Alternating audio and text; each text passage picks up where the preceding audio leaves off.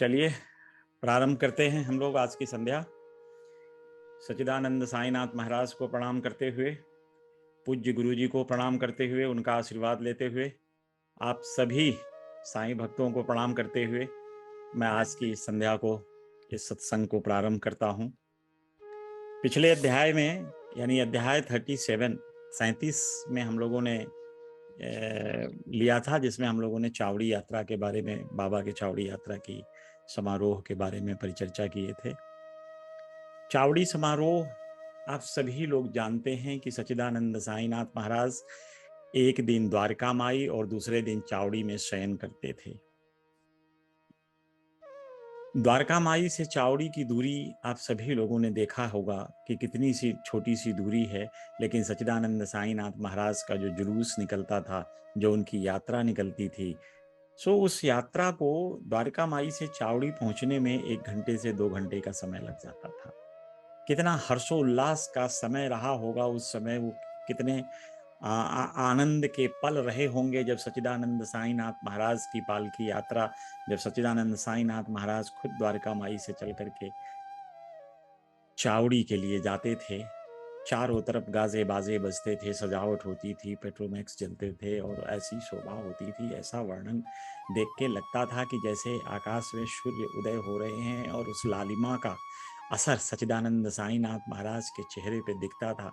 और दैदीप्यमान स्वरूप सच्चिदानंद साईनाथ का जिसने देखा वो धन्य था। और आज हम उस मूर्त की कि ऐसा स्वरूप भगवान का दिखाई पड़ रहा होगा उस क्षण में, उस स्वरूप की परिकल्पना करके अपने आप को सौभाग्यशाली समझते हैं कि ईश्वर ने हमें वह मौका दिया। भले ही परोक्ष रूप से दिया, अपरोक्ष रूप से दिया हमें ये मौका, लेकिन दिया तो हमने भगवान को, उस स्वरूप को देखने का प्रयास किया। और सच मानिए उस दृश्य को, जब आप शयन से पहले, मैं तो उस दिन भी आपसे प्रार्थना किया था सभी लोगों से कि अपने शयन से पहले एक बार सच्चिदानंद साईनाथ के इस यात्रा का चित्रण अपने दिमाग में ले आएं। 10 सेकेंड, 20 सेकेंड, 1 मिनट, जितनी भी देर आप इस चावड़ी यात्रा का मनन कर सकें, चिंतन कर सकें, उस परिदृश्य को अपने नेत्रों के सामने लाकर उसका आनंद ले सकें, इससे एक फायदा आपका होगा, सच्चिदानंद साईनाथ की अनुभूति आपको रात्रि पर्यंत बनी रहेगी। ऐसे में बहुत से भक्त ऐसे हैं, जब सच्चिदानंद साईनाथ महाराज उनकी समस्याओं का समाधान उनके स्वप्न में कर देते हैं। ऐसे सच्चिदानंद साईं, ऐसे सदगुरु हम कहाँ पाएंगे, जो हमारे लिए हर क्षण तत्पर रहते हैं, हमारी समस्याओं को दूर करने के लिए, हमारे जीवन को सुखमय बनाने के लिए, हमारी पथ को प्रदर्शित करने के लिए। जो सच्चिदानंद साईनाथ महाराज सदैव तत्पर होते हैं, ऐसे सदगुरु को पाकर भला किस भक्त का सीना ऊंचा नहीं होगा? कौन सा भक्त है जो गौरवान्वित नहीं महसूस करेगा? सच्चिदानंद साईनाथ की ऐसी अनुभूति आप जब भी मांगेंगे, जब भी खोजेंगे, जहां भी खोजेंगे, सच्चिदानंद साईनाथ महाराज किसी न किसी रूप में अपनी उपस्थिति आपको जरूर दर्ज कराते हैं, इसमें कोई संशय नहीं है। और बाबा समाधि से पहले तो ये सारे कर्म करते ही थे, उनकी अनुभूति भक्त को हर जगह होती ही थी, लेकिन आज भी ठीक उसी प्रकार से जैसे बाबा समाधि से पहले अनुभूति देते थे, क्योंकि सदगुरुओं का और ईश्वर का अवतार कार्य ही यही होता है, परित्राणाय च साधूनाम विनाशाय च दुष्कृताम धर्म संस्थापनार्थाय संभवामि युगे युगे। भगवान अवतार ही इसलिए लेते हैं, उनके अवतार का कारण यही होता है कि परित्राणाय च साधूनाम, अपने संत जीवन में जो लोग हैं, जो भक्त हैं, जो अच्छे कर्म कर रहे हैं, उनकी सुरक्षा, उनका परित्राण करने के लिए, उनका उद्धार करने के लिए, उनकी यात्रा को, जो उनका जीवनचर्या है वो बिल्कुल सुगम बनाने के लिए ईश्वर हर युग में अवतार लेते हैं। जब कभी भी भक्तों के साथ ऐसी समस्या आती है तो भगवान किसी न किसी रूप में, चाहे नारायण के स्वरूप में आते हैं या सदगुरु के स्वरूप में आते हैं, लेकिन आते जरूर हैं अपने भक्तों के दुख दर्द को दूर करने के लिए। यदा यदा ही धर्मस्य ग्लानिर्भवति भारत। जब जब धर्म की हानि होती है, जब जब अधर्म बढ़ने लगता है, मेरा धर्म और अधर्म से मतलब सिर्फ इतना है कि जब समाज में अनीतिपूर्वक काम होने लगते हैं, जब समाज में धार्मिक प्रवृत्ति कम होने लगती है, जब आसुरी प्रवृत्ति बढ़ती है, सो ऐसे समय में ईश्वर को आकर के धर्म को फिर से पुनर्स्थापित करना पड़ता है, चाहे वो सदगुरु के स्वरूप में आए।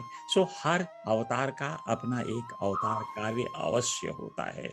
सो ही सच्चिदानंद साईनाथ महाराज भी अपने जीवन काल में भक्तों के परित्राणाय मतलब उनके दुख दर्द, उनके परित्राणाय मीन्स उनको सदगति प्रदान करना, उनको अच्छे से अच्छे सन्मार्ग पर ले चलना। सो ये सदगुरुओं का काम रहा है। सो इसी चीज को हम सच्चिदानंद साईनाथ महाराज के स्वरूप में जब देखते हैं, इस अवतार कार्य की जब तुलना करते हैं, जब इस पे विचार विमर्श करते हैं, सो ऐसा समझ में आता है कि भगवान ने, हमारे सच्चिदानंद साईनाथ महाराज ने संपूर्ण विश्व में सुखमय वातावरण बनाने का प्रयास किया, सभी लोगों के कल्याण के लिए जीवन रत रहे, जीवन भर कल्याण रत रहे बाबा सबके अपने भक्तों के लिए। और इसीलिए हम लोग बाबा से कहते हैं कि बाबा जो भी भक्त आपकी उदारता की शरण में आ गया, उस भक्त का कल्याण हो गया। जो भी भक्त आपकी शरण में आकर के आपसे रक्षा प्राप्त करने की आग्रह किया, सहायता प्राप्त करने की आग्रह किया, हे सच्चिदानंद साईनाथ महाराज आप सदैव उस भक्त का उद्धार।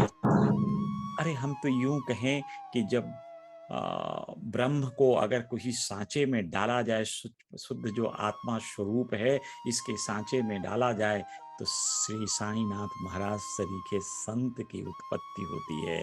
ऐसे ही आत्माराम चिर आनंद धाम सच्चिदानंद साईनाथ अपने भक्तों के परित्राण के लिए इस सृष्टि में विराजित हुए, इस सृष्टि में अवतरित हुए। तरह तरह की किंवदंतियां आएंगी, आप सुनेंगे, तरह तरह के लोग आक्षेप लगाएंगे आपका मार्ग भटकाने के लिए, लेकिन आप अपने हृदय में अपने इस गुरु के लिए सच्चा प्रेम रखते हुए उदारता के रास्ते पे, सत्यता के रास्ते पे अपने आप को चलाते रहिएगा, विचलित मत होइएगा। सच्चिदानंद साईनाथ महाराज सदैव आपकी रक्षा करेंगे। महापात्रा जी आपका माइक खुला है, महापात्रा जी आपका माइक खुला है, महापात्रा जी, वेंकट महापात्रा जी को माइक बंद कर दीजिए। वेंकट जी, वेंकट जी, ये चंद्रशेखर महापात्रा का खुला हुआ है, ये इसको बंद कर दीजिए। वेंकट, अगर चंद्रशेखर महापात्रा जी मेरी बात सुन रहे हैं तो कृपया अपनी माइक बंद कर लें, माइक म्यूट कर दें।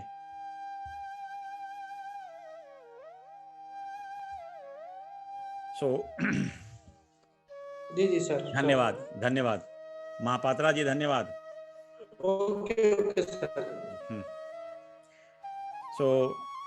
ऐसे ही हम लोग आज सच्चिदानंद साईनाथ के बारे में वार्तालाप करेंगे, परिचर्चा करेंगे उनके कुछ और लीलाओं का। अब एक चीज आप यह समझिए, सच्चिदानंद साईनाथ महाराज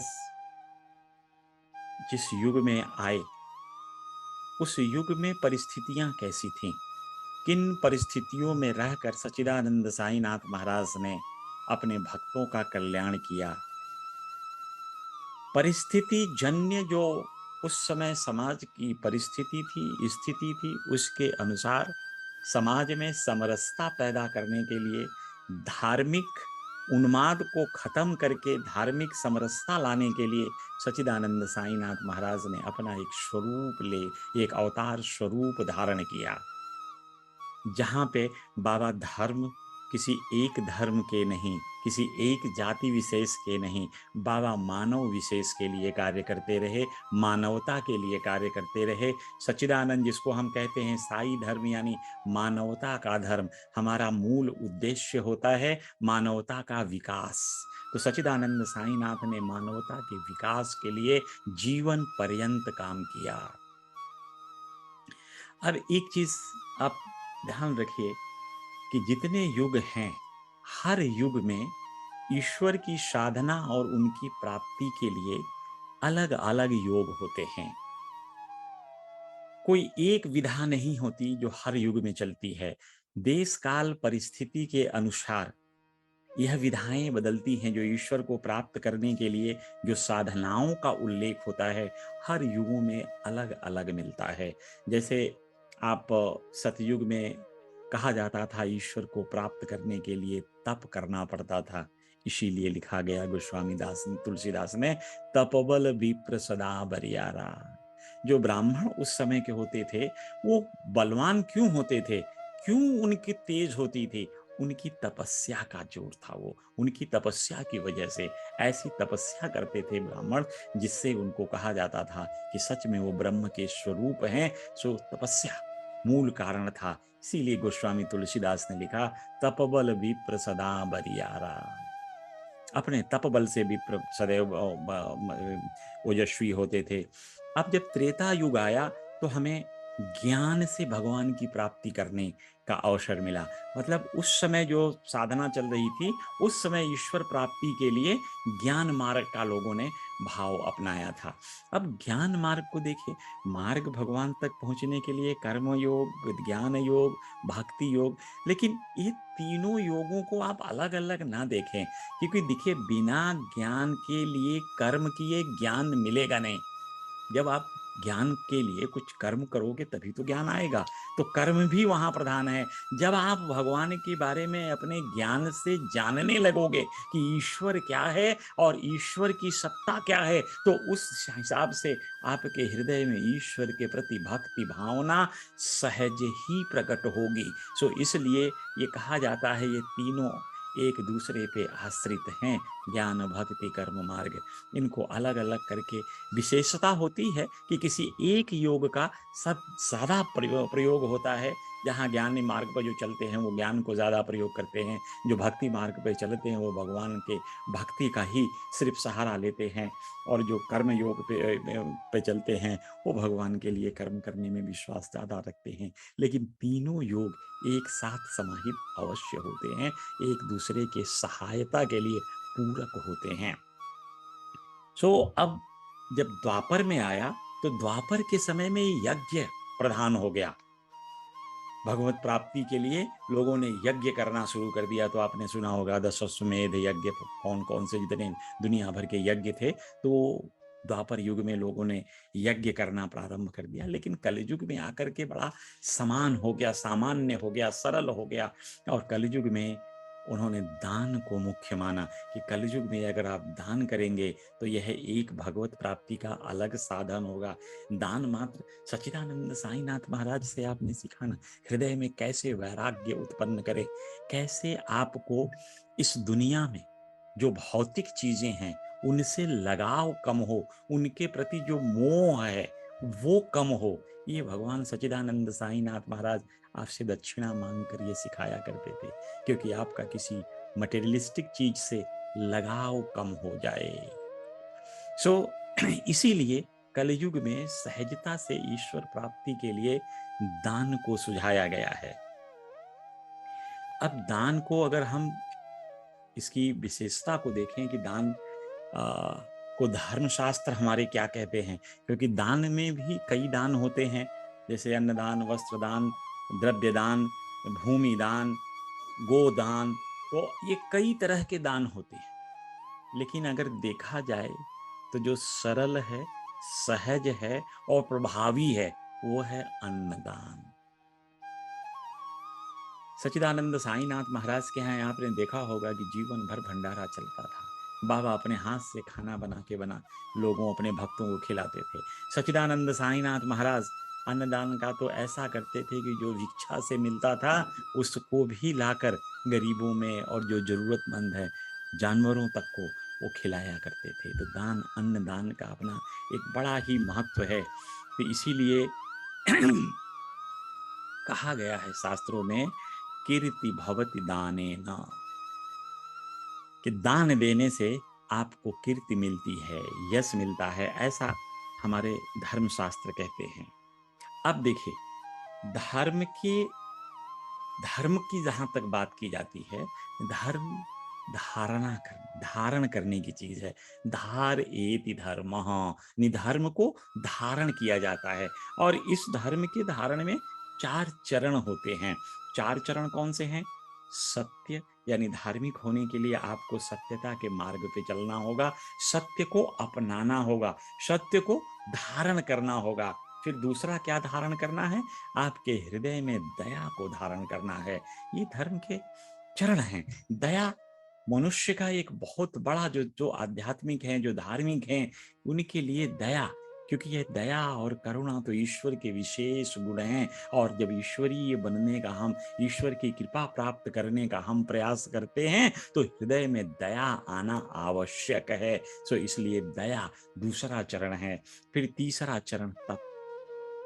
तप करने का तात्पर्य ये है कि जीवन को एकदम सच्चाई से, ईमानदारी से चलाना, जो भी ईश्वर की कृपा से प्रदत्त है उसी में अपना जीवन यापन करना, ईश्वर का नाम ध्यान करना, इस तरह की तपस्वी जीवन जीना। दूसरे का ईर्ष्या से अपने मन को मत दुखी करना, दूसरे की संपत्ति देखकर लालायित नहीं होना, अपने अंदर किसी काम को कर लेने के उपलक्ष्य में अहंकार नहीं पैदा करना, ये तपस्या के गुण हैं। आप में यह भाव आ जाने चाहिए। और चौथा चरण दान। जो आपको इस सृष्टि से वैराग्य होगा, तब आप धीरे धीरे दान देना प्रारंभ कर देंगे। दान देने में फिर आपको खुशी महसूस होगी, क्योंकि उन चीजों से आपका लगाव कम हो रहा है। आपको महसूस हो रहा है कि आप किसी दूसरे की मदद कर रहे हैं। और दूसरे को किसकी? वो किसके हृदय में भी तो ईश्वर का ही वास है। तो घुमा फिरा के आप ईश्वर के साथ जुड़ रहे हैं। तो इसलिए दान देना, यह चौथा चरण भक्ति का, धर्म का माना जाता है। इसी को गोस्वामी तुलसीदास जी ने रामचरितमानस में भी उद्धृत किया। उन्होंने कहा, प्रगट 4 पद धर्म कही, कलिमति एक प्रधान। के धर्म के तो 4 चरण हैं, लेकिन कलयुग में अगर उद्धार चाहते हो तो एक चरण उसका बहुत ही मुख्य है, प्रधान है। कौन सा?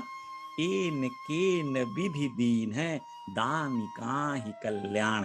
किसी भी तरह से दान करना सीख लो, इसी से कल्याण होगा, इसमें कोई अब दान में भी, जैसा हमने ऊपर कहा, आपको अन्नदान की बड़ी विशेषता है। क्योंकि अन्नदान क्यों कह रहे हैं? बाबा ने अन्नदान देने के लिए क्यों आपको प्रोत्साहित किया? धर्मशास्त्र भी सब अन्नदान की तरफ ले चलते हैं। क्यों ले चलते हैं अन्नदान की तरफ? क्योंकि अन्न ही ब्रह्म है। अब आपके मन में ऐसा प्रश्न बार बार उठता होगा कि अन्न ब्रह्म कैसे है?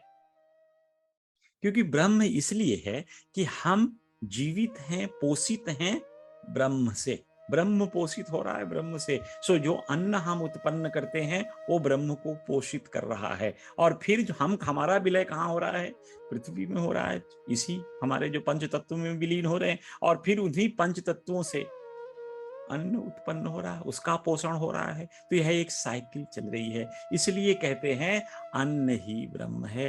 तैत्तिरीय उपनिषद में भी इस चीज को बड़ा अच्छे ढंग से उन्होंने एक्सप्लेन किया है कि अन्न ही ब्रह्म है, इसमें कोई संशय नहीं है।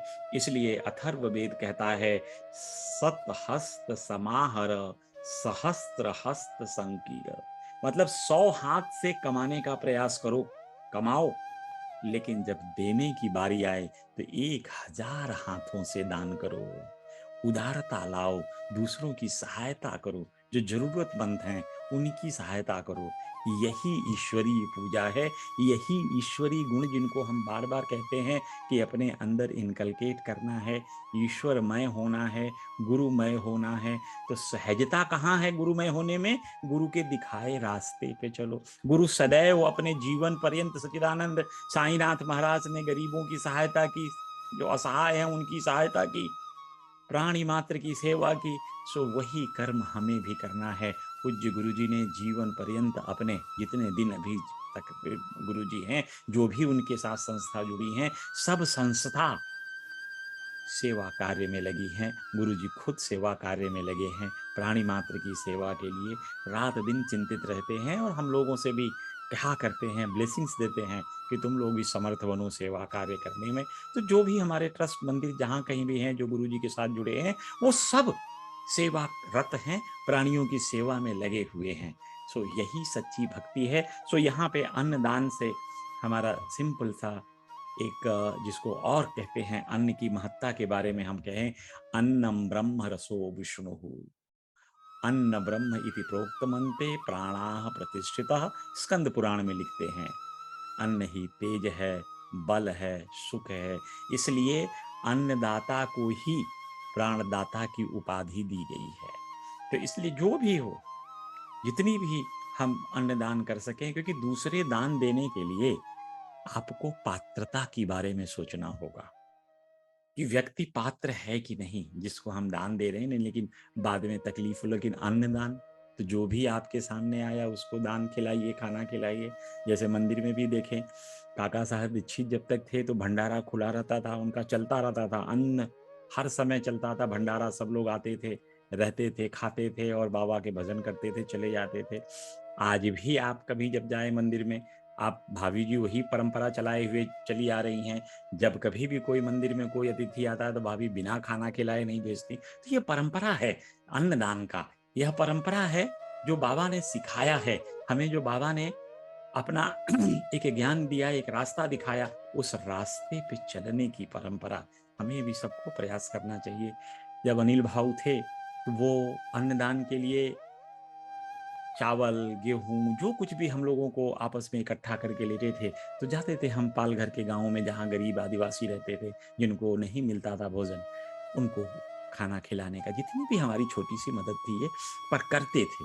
ये गुरुजी ने हमारे हृदय के अंदर ऐसे भाव दिए कि हम लोगों की सेवा कर सकें, और सेवा ही मूलतः अध्यात्म का पहला चरण है। सेवा करते करते मन में आपको अपने आप ईश्वर की अनुभूति आने लगेगी, जब आप दूसरे की सेवा ईश्वर समझ के करने लगेंगे। इसी तरह से शिरडी में सच्चिदानंद साईनाथ महाराज सदैव अन्नदान किया करते थे। अन्नदान का मतलब भोजन बना के लोगों को खिलाया करते थे। आपको तो आश्चर्य होगा, सच्चिदानंद साईनाथ महाराज की बहुत बड़ी बड़ी हांडी रहती थी, उसमें बाबा खाना खुद बनाते थे, अपने भक्तों को, अपने अतिथियों को अपने हाथ से बनाया हुआ भोजन खिलाते थे। कितना प्यारा दिन रहा होगा वो, कितने भाग्यशाली लोग रहे होंगे जो सच्चिदानंद साईनाथ के हाथ के बनाए हुए भोजन का रसास्वादन करने का अवसर उनको मिला होगा। वो आनंद जो बाबा का आशीर्वाद उस भोजन के स्वरूप में लोगों ने खाया होगा, कितने भाग्यशाली रहे होंगे। आज हम उनके भाग्य की परिकल्पना ही कर सकते हैं। लेकिन अगर ऐसे ही भाव से जब एक बार आप खाना बना करके भगवान से सच्चिदानंद साईनाथ महाराज को अर्पित करते हैं, जब शुद्ध भाव से अर्पित करते हैं, तो यह खाना भी, यह भोग भी आपके लिए उसी तरह का आशीर्वाद प्रदान करता है जैसे उस जमाने में बाबा बना के खिलाया करते थे। अब जो दान को तो धर्म शास्त्रों में यहाँ तक लिखा है कि अन्न दान के बिना सब प्रकार के दान फीके हैं या वैसे ही अपूर्ण हैं जैसे चंद्रमा बिना तारा। अगर आकाश में तारे न चमकते हो तो चंद्रमा की जो अकेली होगी, तो चंद्रमा की जो चमक होगी, जो चंद्रमा को देखने का आनंद तारों के बीच में है, वो भला कैसे मिलेगा। और जैसे मंदिर है, कलश ही नहीं लगा है मंदिर पे, तो वो स्थिति होती है जो दान, अन्न के बिना दान किया जा रहा है। और जैसे कोई भजन गा रहा है लेकिन उसमें भक्ति भाव नहीं है, तो यहाँ समझिए कि अन्न दान दानों में वह दान है जैसे कि जब कोई भजन गा रहा है तो उसके अंदर जो भक्ति का भाव उत्पन्न होता है, वह भाव अन्नदान में आता है। इसलिए सच्चिदानंद साईनाथ महाराज सदैव कहा करते थे, अपने सामर्थ्य बस जो भी तुम्हारे दरवाजे पे आता है, भोजन का समय है तो उसे भोजन अवश्य कराना, प्यासे को पानी दो, भूखे को भोजन दो। यह सच्चिदानंद साईनाथ महाराज करके दिखाते थे। लोगों को ये सच्चिदानंद साईनाथ महाराज ने जीवन ऐसा जिया कि अनुकरणीय बना। उनका अनुकरण करने का हमारा मुख्य जो कहते हैं भक्ति है ना, वो बाबा के दिखाए रास्ते को अपने अंदर ढालने का, उस पे चलने का प्रयास करने का। बाबा तो ऐसे ही सहजता में मिलते हैं। बाबा सबके हृदय में विराजमान हैं, लेकिन उनके को महसूस तभी हम करेंगे जब हम इन मार्ग पे चलेंगे, जब हम ईश्वर के साथ जुड़ने का प्रयास करेंगे। सो यही चीज सच्चिदानंद साईनाथ सिखाते थे। अच्छा, दूसरी चीज ये है कि बाबा सदैव अल्पाहारी रहे, बहुत कम खाते थे। अल्पाहार स्वास्थ्य के लिए आवश्यक है। आज आप किसी भी मेडिकल साइंस के से दवा कर लें, डॉक्टर अवश्य ये कहते हैं कि आप थोड़ा अपने भोजन पे नियंत्रण रखें। ज्यादा खा करके हम लोग अपने आप को बड़ा बल्कि बना लेते हैं। तो इसलिए बाबा भी यही सीख देते थे कि अल्पाहारी बनो, जितनी आवश्यकता है उससे थोड़ा कम खाओ, पेट भी ठीक रहेगा, मन भी ठीक रहेगा, आप भी ठीक रहोगे, क्योंकि आपका स्वास्थ्य अच्छा रहेगा। इसलिए खाना सदैव आवश्यकता के अनुसार ही खाएं, भूख लगने पर ही खाएं। तो सच्चिदानंद साईनाथ के जीवन से यह सीख हमें मिलती है कि अल्पाहार बनना, अल्पाहारी बनना। हमें जितना हो सके, जितना कम से कम खाना खा सकें, जिसमें हम अच्छे से रह सके, वो बाबा ने सदैव सिखाया। अच्छा देखिए, धर्मों में तो ये लिखा है कि जो विद्यार्थी है, विद्यार्थी के 5 लक्षण जो बताए गए हैं उनमें अल्पाहारी भी है। अब विद्यार्थी को ऊर्जा की जरूरत होती है, पढ़ना है, ज्यादा मेहनत करना है, तो उसको ऊर्जा कहाँ से आएगी? ऊर्जा पाने के लिए उसको अल्पाहारी बनने के लिए सीख दी गई। कहा गया ना, काग चेष्टा बको ध्यानम श्वान निद्रा तथैव च अल्पाहारी गृह त्यागी विद्यार्थी पंचलक्षणम।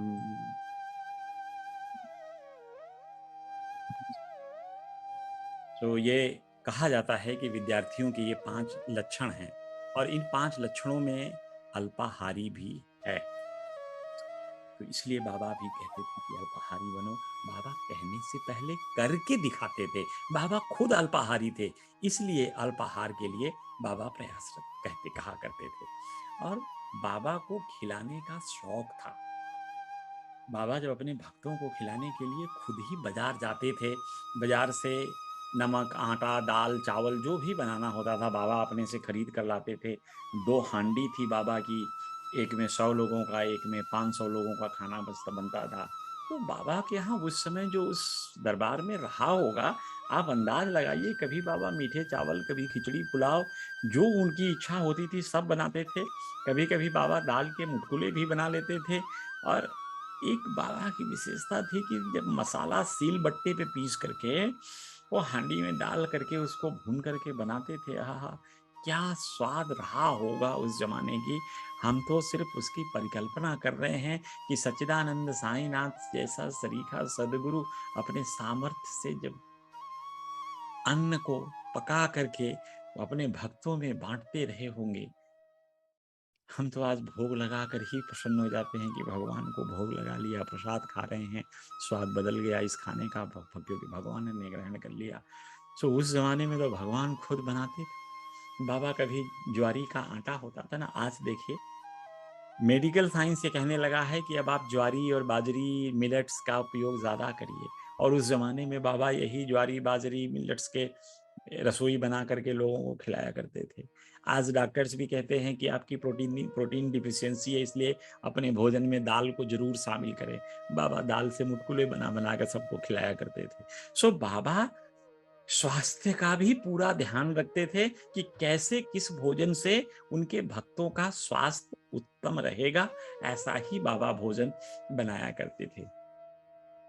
एक बाबा की और विशेषता थी, जब बाबा भोजन बनाते थे अब वो अच्छा बना कि नहीं बना, तो हम लोग कैसे चलाते हैं, हम लोग स्पैचुला लेके उसको अंदर से चलाते हैं, कलछुल डाल के अंदर चलाते हैं। बाबा अपना हाथ ही डाल करके अपने हाथ से चलाते थे।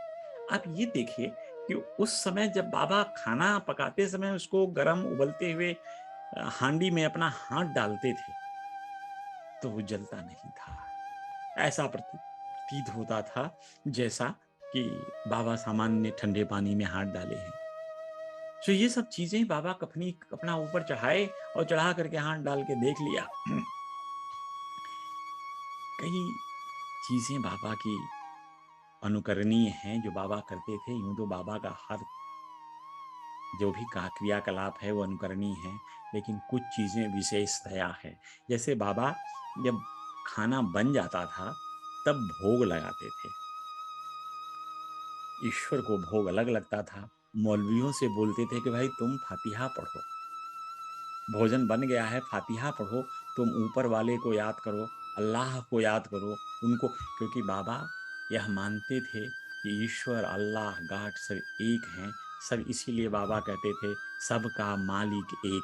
तो जो भी जिस धर्म का अनुयायी था, बाबा उसको उसी धर्म के हिसाब से चलने की सीख देते थे कि तुम अपने कुल धर्म के अनुसार ही आचरण करो, क्योंकि हर धर्म का रास्ता एक ही है। हर धर्म का रास्ता आपको सत्यता सिखाता है, हर धर्म का रास्ता आपको दया सिखाता है। विकृतियां तो हमारे लोगों के बीच में, जब हम लोग धर्म को अपने तरह से परिभाषित करने लगते हैं, स्वार्थ के से परिपूर्ण होकर जब हम धर्म को परिभाषित करने लगते हैं, तो विकृतियां आती हैं। तो सच्चिदानंद साईनाथ महाराज एक तरफ जब भगवान को भोग लगाकर उनके श्लोक गाया करते थे, तो दूसरी तरफ लोग फातिहा पढ़ते थे। और फातिहा को बता दूं, बड़ा अच्छी चीज है फातिहा। फातिहा कुरान शरीफ के पहले अध्याय का पहला पैरा है, जिसमें ईश्वर की आराधना की जाती है। तो वो ईश्वर को आराधना कर रहे हैं, तो बाबा उनसे भी कहते थे कि भाई तुम लोग भी फातिहा पढ़ लो और भगवान को याद करो। उसके बाद ही सच्चिदानंद साईनाथ सबको खाना परोस करके अपने हाथ से खिलाते थे। यह सदैव ध्यान रखना, कोई भी सदगुरु कभी भी मांसाहार को प्रमोट नहीं करता, ना कोई सदगुरु करेगा। ऐसे ही सच्चिदानंद साईनाथ भी थे, लेकिन किसी के खान पान में, उसकी पद्धति में कोई व्यवधान भी नहीं उत्पन्न करते थे। वहाँ जो नॉनवेज, जो मीठा चावल बनता था, वो उन्हीं लोगों के लिए बनता था जो नॉनवेज के खाने वाले हैं। और वेज नॉनवेज कभी भी एक दूसरे से मिश्रित नहीं होता था। तो बाबा इस चीज की सदैव ध्यान रखते थे कि जिसका जैसा फेथ है, जिनका फेथ वेजिटेरियन था, बाबा सदैव उनके लिए अलग हांडी में खाना बनता था। जिनका नॉनवेज कभी सीढ़ी में बनता था, तो वो अलग बिल्कुल बनता था। लेकिन अब यह सोचने की बात है ना, लोग तरह तरह की बातें उठाते हैं कि बाबा नॉनवेज खिलाना चाहते थे लोगों को। ऐसा कतई नहीं है। सच्चिदानंद साईनाथ ने कभी भी नॉनवेज को प्रमोट नहीं किया, लेकिन दूसरे के खान पान की व्यवस्था का ध्यान अवश्य रखा। सो सच्चिदानंद साईनाथ महाराज एक चीज और ध्यान रखते। कई कई बार होता है ना कि जब आप बच्चे को खिला रहे होते, तो बच्चे की कुछ आदत होती है, तो माँ बाप को वो लगता है और वो बार बार वही चीज बच्चे से कराने की कोशिश करते हैं। अच्छा देखो अभी कैसे रिएक्ट करता है। तो बाबा ने भी एक बार इनको दादा केलकर जी को वो कोशिश किया कि चलो, केलकर जी बड़े कर्मकांडी ब्राह्मण थे। केलकर साहब को मैं बारे में ज़्यादा कुछ कहीं नहीं लिखा है, लेकिन मैं जितना थोड़ा सा ढूंढ पाया उनके बारे में, एक दादा केलकर, इनका पूरा नाम था गणेश दामोदर केलकर। और आप लोग हरि विनायक साठे जी के बारे में अच्छे से जानते होंगे।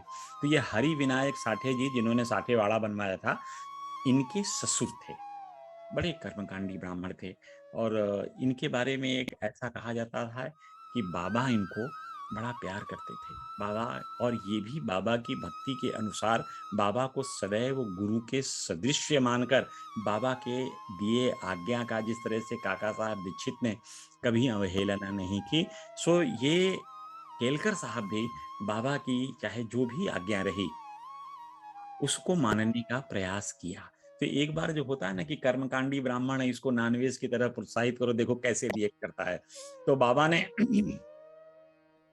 एकादशी के दिन केलकर जी को कहा, अरे केलकर दादा तुम जरा जाओ बाजार से मांस ले आओ। अब देखिए केलकर साहब एक कर्मकांडी ब्राह्मण, उन्होंने तुरंत मना कर सकते थे कि बाबा ये मेरा मुझे अच्छा नहीं लगता, मैं नहीं ला पाऊंगा। लेकिन केलकर जी ने कहा कि चाहे कुछ भी हो, गुरु की आज्ञा है, इसका पालन करना है। वो थैला उठाए और चल पड़े, मैं जा रहा हूँ, जाके लेके आता हूँ। कपड़ा पहने थैला लिए बाजार जाने लगे। तो बाबा ने कहा अरे तो चला जाएगा। सो उन्होंने कहा अरे रुक जाओ, नौकर को भेज दो अपने।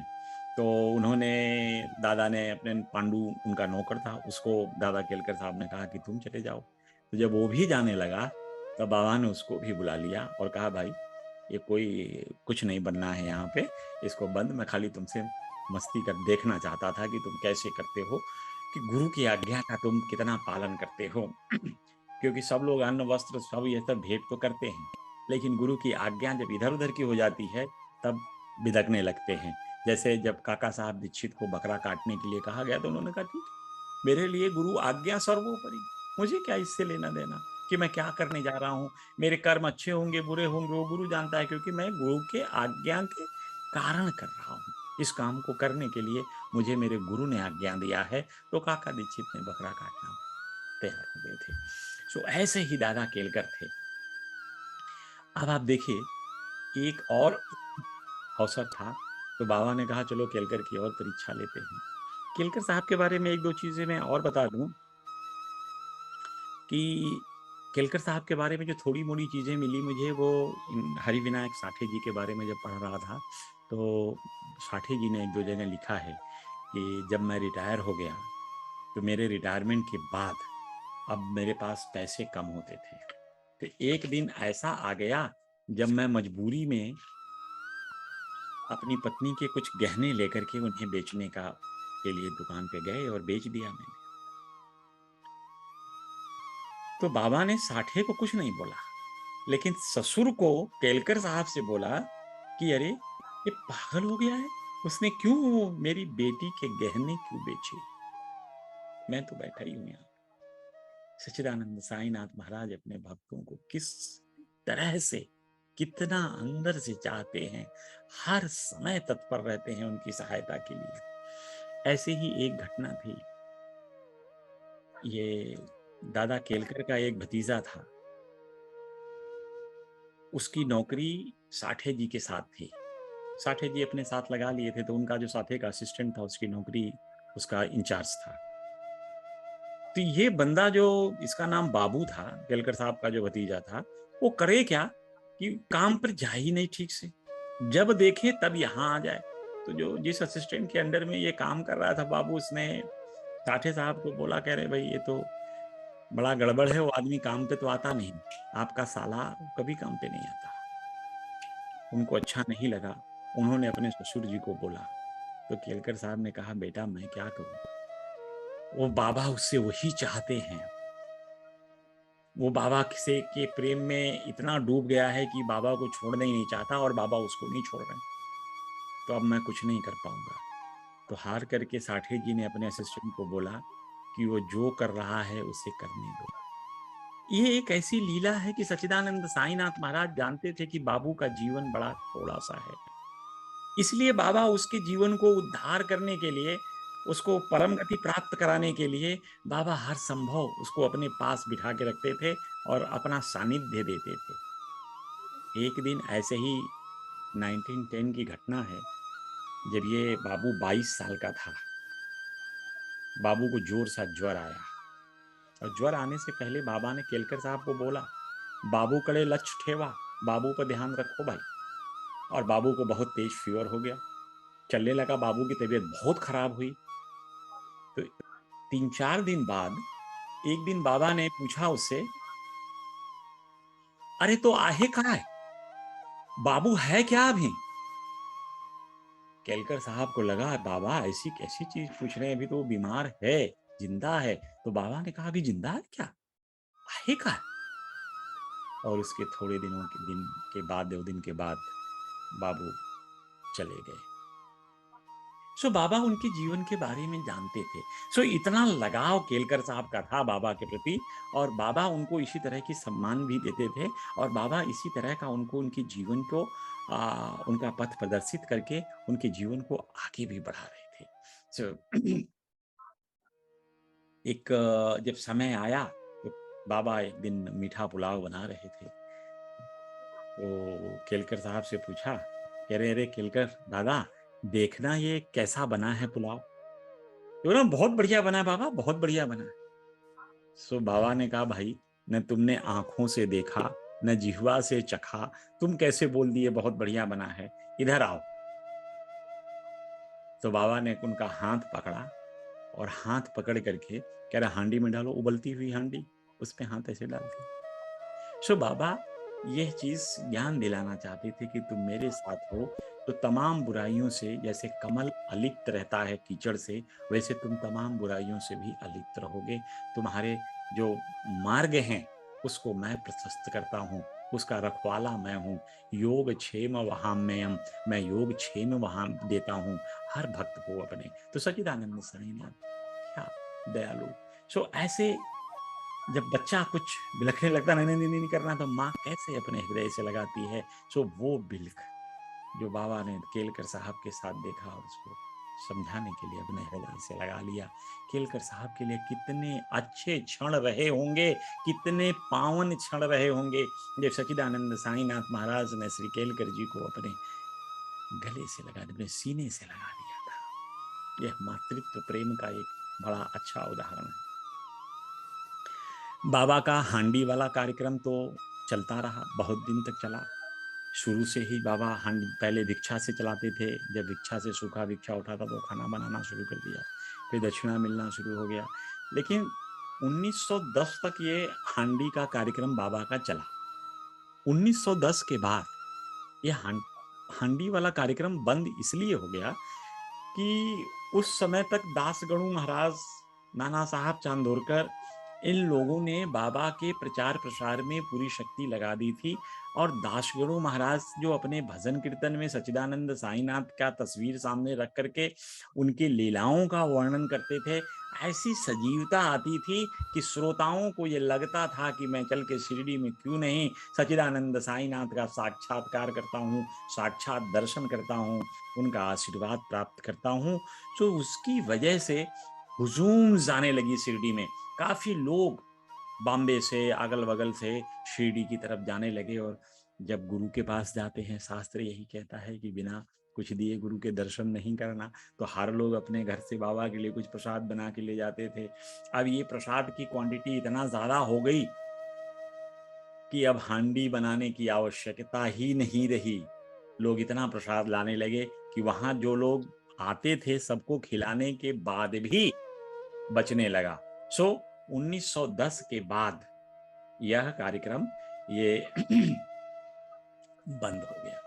अब देखिए एक चीज, बाबा स्वादिष्ट भोजन सबको बना के खिलाते थे, इसमें कोई नहीं है। फकीरों को, जो और साधु संत आते थे, उनको भी अलग से भोजन कराते थे, इसमें कोई संशय नहीं। गरीबों को, अनाथों को, जानवरों को तक को, जो बाबा पे आश्रित थे, उनको भोजन कराते थे। और अभी ये नैवेद्य कैसे वितरित होता था, इस पे भी परिचर्चा हम करेंगे। लेकिन इसकी परिचर्चा से पहले हम लोग चाहते हैं कि नाना साहब चांदोरकर की उस कथा का वर्णन करें, क्योंकि बाबा स्थानीय देवी देवताओं को बड़ा महत्व देते थे। आपने कथा सुना होगा कि जब मेघा आया, सो मेघा रोज उसका नियम होता था कि खंडोवा के मंदिर में पूजा करके तब बाबा की पूजा करता था। एक दिन बिना पूजा किए चला आया था, तो बाबा ने उसे भेजा। उसने कहा कि नहीं, खंडोबा का मंदिर बंद था।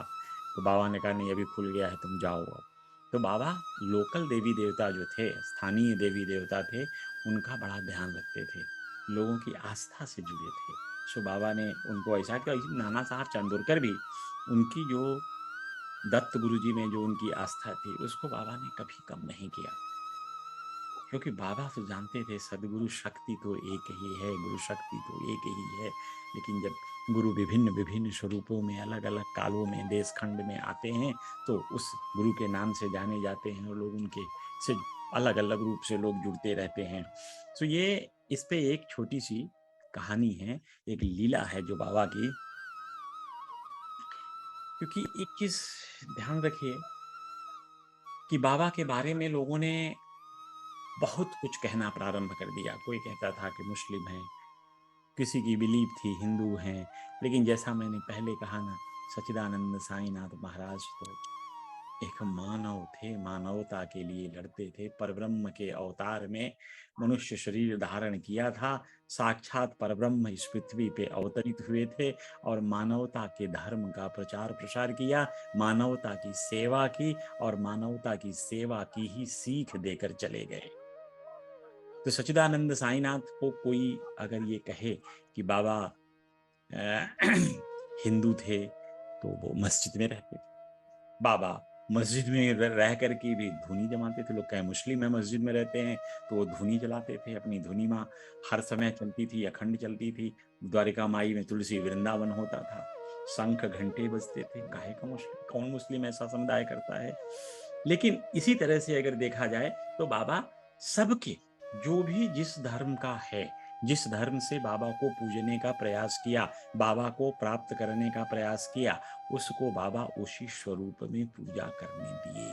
लोगों ने अपने अपने आस्था के अनुसार सच्चिदानंद साईनाथ को ढूंढा, उस आस्था में ही सच्चिदानंद साईनाथ का दर्शन हुआ। बाबा कभी राम के रूप में, कभी कृष्ण के रूप में, कभी गुरु के, किसी के गुरु के रूप में दर्शन देते रहे, किसी के पिता के रूप में दर्शन देते।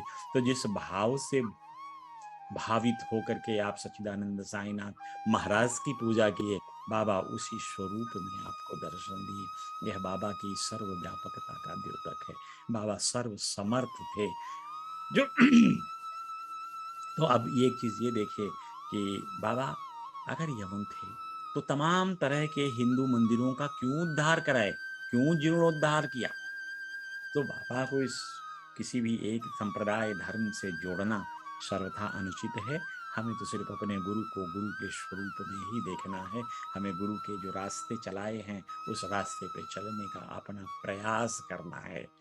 जो मानवता की सेवा सच्चिदानंद साईनाथ ने की, जो मानवता की सेवा पूज्य गुरु जी कर रहे हैं, उसी मानवता की सेवा के रास्ते पे चलना ही हमारा धर्म है। क्योंकि धारयेत इति धर्मः, धारण करने की चीज है धर्म। हमने धारण कर लिया, हम इस रास्ते पे चलेंगे। चांदोरकर जी की कहानी सुनाने के लिए मैंने आपसे कहा था कि मैं चांदोरकर जी के बारे में बताऊंगा। तो चांदोरकर जी, इनके एक साला थे, साढ़ू, इनका नाम था बिनीवाल। अब बिनीवाल के साथ शिरडी आए। जब शिरडी आए तो शिरडी आकर के बाबा को सबका काम पहला होता था कि जाके बाबा को प्रणाम करे। अब बाबा से जब प्रणाम करने पहुंचे तो बाबा तो अनायास क्रोधित हो गए। बाबा कहने लगे, अरे नाना, तुम इतने दिनों से मेरे साथ हो, मेरा सानिध्य है, फिर भी ऐसा आचरण करते हो। अब नाना के समझ में ही ना आए कि मैंने क्या ऐसा आचरण किया। बाबा तो आचरण कह रहे हैं, तुमने क्यों ऐसा आचरण किया। तुम मेरे साथ इतने दिनों से रह रहे हो, मेरा सानिध्य प्राप्त कर रहे हो, तुम एक अच्छे भक्तों की तरह से हो, तुमने ऐसा क्यों किया। अब उनको कुछ समझ नहीं आया। तब बाबा ने थोड़ा हिंट दिया, अरे तुम कब कोपर गांव गए और कब शिरडी आ गए। तब नाना को अपने गलती का एहसास हुआ। होता यूं था कि नाना शिरडी आने से पहले कोपर गांव में गोदावरी के तट पे से दत्त जी महाराज का पूजन और दर्शन करके तब आते थे। मैंने कहा ना कि बाबा जो स्थानीय देवी देवता थे उनकी श्रद्धा के अनुसार उनका पूजन करने का प्रोत्साहन दिया करते थे, लोगों को प्रेरित किया करते थे कि अपने अपने बाबा तो कहते थे तुम जिस भी गुरु के साथ जुड़े हो उस गुरु के साथ जुड़े रहना, उस खूंटे के साथ बंधे रहना। तो चुप, इनका रोज का कर्म था, हर बार का जब भी आते थे शिरडी तो सबसे पहले गोदावरी में जाना, स्नान करना और दत्त भगवान का दर्शन पूजन करने के बाद वो शिरडी आकर के सच्चिदानंद साईनाथ महाराज का पूजन करते थे। इनके साधु दत्त के उपासक थे, उसके बावजूद भी ये वहां गोदावरी नहीं गए, दत्त महाराज के दर्शन करने के लिए नहीं गए, और ये सीधे यहाँ शिरडी आ गए। कारण साईं सचरित्र में दिया है कि उनको विलंब हो रहा था, इसलिए वो दर्शन करने नहीं गए, लेकिन बाबा तो बहुत नाराज हुए। लेकिन सत्यता जब इनका नरसिंह स्वामी जी ने इनका इंटरव्यू लिया चांदोरकर जी से बेटे से बीबी देव साहब का, तो बीबी देव साहब ने बताया कि इनफैक्ट कुछ ऐसा था कि जब एक बार दर्शन करने ये पिछली बार गए थे चांदोरकर जी, तो दत्त मंदिर का जो पुजारी था उसने मंदिर के कुछ सीढ़ियां बनवानी थी, तो उन सीढ़ियों को निर्माण करने के लिए इन्होंने उनको पुजारी जी को 300 रुपए देने का वचन दिया था कि मैं अगली बार आऊंगा तो आपको 300 रुपए दूंगा, तो जिससे इन सीढ़ियों का आप निर्माण करा लेना। अब ये हुआ ये कि जब ये आए तो वहां नहीं गए। रीजन ये था कि इनके पास 300 रुपए थे नहीं, तो इन्होंने सोचा कि मैं जाऊंगा, पुजारी तो उम्मीद से हमारे सामने आएंगे पैसे के लिए, और हमारे पास पैसा नहीं है, मैं उनको पैसा नहीं दूंगा तो उनको बहुत निराशा होगी। इसलिए इस डर से वो बिना दत्त मंदिर गए और भाग के यहाँ शिरडी चले आए, तो यहाँ उतरने से मना कर दिया। और उधर रास्ते में उनके पाँव में कांटे चुभ गए थे, जब स्नान कर रहे थे तो कांटे चुभे, तो बाबा ने तो यहाँ तक कहा कि ये तो छोटा सा दंड था, भविष्य में अगर ऐसा आचरण किए तो इसके लिए तुम्हें बड़े दंड भी मिलेंगे, सावधान रहना। ये सच्चिदानंद साईनाथ की सर्वव्यापकता, कि बाबा को पता था कि वो नहीं गया दत्त के यहाँ, और 300 रुपए देने की बात ऐसी थी, तुम्हारे पास 150 रुपए थे। बाबा का कहने का ये अभिप्राय था जो कुछ था उतना दे के रहना, देकर आते, तुम सत्यता के साथ रहते।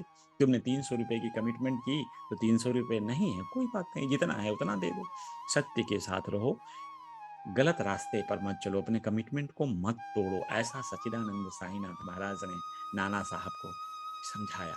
अब हम लोग चलते हैं नैवेद्य वितरण की तरफ। तो बाबा, आप द्वारका माई जितने लोग गए होंगे तो वहाँ निम्बर देखे हैं, निम्बर जो दीवार है उसके ऊपर निम्बर है, सो वहाँ बाबा अपना पीठ लगा करके बैठ जाते थे। बाबा के साथ में कुछ लोग बैठते थे, अतिथि 2 रो और लगती थी बाबा के सामने। सो ये सारे लोग जब वहाँ बैठ जाते थे तो बाबा स्वयं भगवान को नैवेद्य लगाते थे, जो भी भोग पदार्थ सबका मिल के आया, जो सबका जो भी आया, सारे भक्तों का आया, खुद बना, मस्जिद में द्वारका माई में बना, उन सब भोजों का भगवान को शाम अर्पित करने के बाद भोग लगने के बाद ग्रहण करते थे। अब यहाँ देखिए कितनी प्यारी सीख है। हम लोग रोज घर में खाना बनाते, कितना समय लगता है कि आप जाकर उसका भोग लगाएं, नहीं लगा सकते, समय नहीं है। जब आपकी थाली आपके सामने आए, आप हाथ जोड़ करके सच्चिदानंद साईनाथ से प्रार्थना करें, हे महाराज आप ग्रहण करें, आप खाओ। यह भी नहीं कर सकते हैं तो खाते समय श्री सच्चिदानंद का एक बार नाम ले लो, वह भोग लग जाएगा। भगवान कहते हैं साईनाथ महाराज कि सदैव अपने गुरु को याद कर लो, खाना खाते समय वो अर्पित हो जाएगा। इतना आसान काम है अर्पण का। ये भोजन जो हम लोग भोग लगाते हैं वो भी हम नहीं कर, बाहर खाओ, बाहर जो भी ईश्वर की कृपा से जो भी उनसे हमें उपलब्ध हो सका है उसे भगवान को अर्पित करके प्रसाद के स्वरूप में खाओ, आनंद ही आनंद है। तो मैं तो कहता हूं आप अपने जीवन में इतना तो कर ही सकते हैं कि खाने से पहले अपने गुरु का, अपने इष्ट का, अपने भगवान का नाम तो ले ही सकते हैं कि भगवान आपकी कृपा से मिला है, मैं ग्रहण कर रहा हूं। सो बाहर भी लोग काफी पंक्ति लगा के बैठे रहते थे, जब अंदर के लोग खा लेते थे तो बाहर के लोग को भी लाइन में लगा करके खाना खिलाया जाता था। सामा और निमोणकर ये 2 लोग होते थे जो बाहर के लोगों को खाना खिलाने का काम करते थे, और बाबा ये कहते थे इन लोगों से कि इंश्योर करो कि हर भक्त भरपेट और अच्छे से खाना खा कर गया है, क्योंकि दरबार में जब अन्नदान चल रहा है ना, तो अन्नदान दिल से करो, खुश होकर के करो, और इंश्योर करो कि हर जरूरतमंद को अन्नदान हुआ, हर जरूरतमंद को खाना मिला। सो इस तरह से बड़ी लगन के साथ श्यामा और निमोणकर जी यह कर्म किया करते थे, हर भक्त से पूछा करते थे और ऐसा होकर के खाने का हर ग्रास, हर कमर जो उठाते थे वह पवित्र बनता था और भगवानमय होता था, ईश्वरमय होता था और प्रेम रसपूर्ण भोजन था, तो इसका स्वाद और बढ़ जाता था। अभी एक समय था ऐसा कि हेमाद पंत जी खुद, जो इस सच्चरित्र के रचयिता है, जिन्होंने सच्चरित्र लिखा है, एक बार बैठ करके बाबा के साथ भोजन कर रहे थे। भोजन कर लेने के बाद बाबा ने एक ग्लास छाछ दिया। छाछ जानते हैं, मठा, बटर मिल्क। सो बाबा ने उनसे कहा, अब चूंकि बाबा सदैव ये कहते थे कि अल्पाहारी बनो, लेकिन हेमाद पंत ने भरपेट खाना खा लिया, इतना ज्यादा खाना खा लिया जिसको हम लोग कहते हैं ना, थोड़ा ओवर ईटिंग हो गई। अब ओवर ईटिंग की वजह से भी छाछ दिया जा रहा है, तो हेमाद पंत छाछ पीने से मना कर रहे, कतरा रहे हैं, थोड़ा सा एक घूंट लिया, रख दिया और सोच रहे हैं कि कैसे छाछ को हटाऊं यहाँ से, बाबा तो इधर ही देख रहे हैं। तो इनकी उपेक्षात्मक रवैया देखकर, छाछ को उपेक्षा करने की रवैया देखकर सच्चिदानंद साईनाथ ने उनसे कहा, इसको उठाओ और पूरा पी जाओ, शायद ऐसा सुअवसर तुम्हें कभी प्राप्त नहीं होगा। बाबा बड़ी गूढ़ चीजें बोलते थे, गूढ़ शब्दों में बयान करते थे घटनाओं को। हेमाद पंत जो, ये बाबा ने उनको छाछ पीने के लिए कहा कि पूरा पी लो, ऐसा सुअवसर तुम्हें कभी प्राप्त नहीं होगा, इसका अभिप्राय इनको बहुत बाद में समझ में आया, जब जो सांकेतिक शब्द थे बाबा के, इसका मर्म विदित तभी हुआ जब इस घटना के थोड़े ही दिन बाद सच्चिदानंद साईनाथ महाराज समाधिग्रस्त हो गए, समाधि ले लिए। तब हेमाद पंत को समझ में आया कि बाबा ने क्यों कहा कि ऐसा सुअवसर तुम्हें फिर कभी प्राप्त नहीं होगा। यही इस बात का द्योतक है कि सच्चिदानंद साईनाथ महाराज, वो तो हम लोग कई घटनाओं से यह इस चीज को सत्यापित कर सकते हैं कि बाबा अपने महासमाधि के प्रति पूर्ण सचेत थे और वह दिन भी निर्धारित कर लिए थे कि इसी दिन इस समय मैं महासमाधि लूंगा। और महासमाधि के लिए बाबा ने कई तरह की लीलाएं चारों तरफ फैला रखी थी।